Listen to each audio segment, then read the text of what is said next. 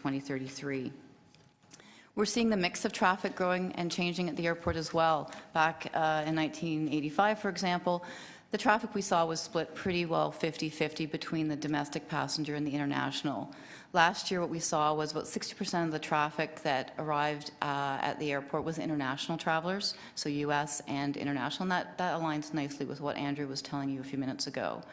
We look ahead, and what we're seeing is that's going to continue to get an even larger number of international passengers, to the point where by about 2033, 70% of the travelers at the airport will be international.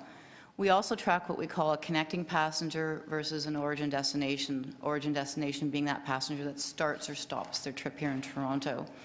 So right now we're about 70% origin destination and 30% connecting.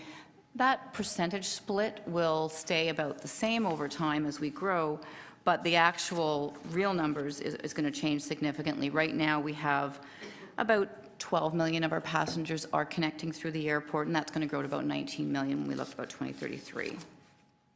When we compare ourselves to other major global hub airports, we're second to JFK in terms of international traffic in North America. Very closely, if you look at the numbers, we're sitting at about 23 million international passengers, and JFK, we're just hot on their tails. They have about 28 million passengers. We know the airport plays a significant role to support the economy.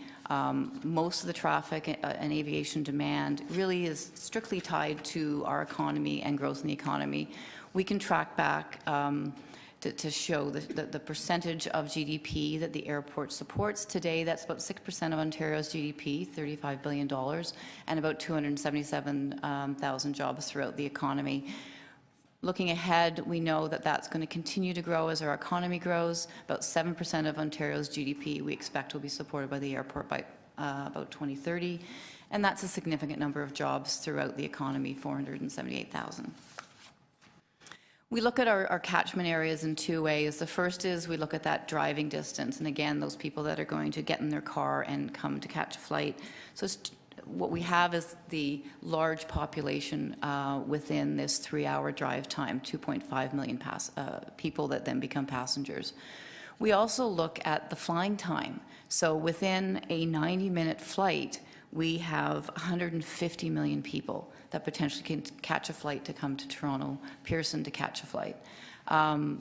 Take that out a bit further into that 2-hour flying time, and you're now looking at 200 million people. So a massive catchment area that we work to attract passengers to come and connect over Pearson for their flights.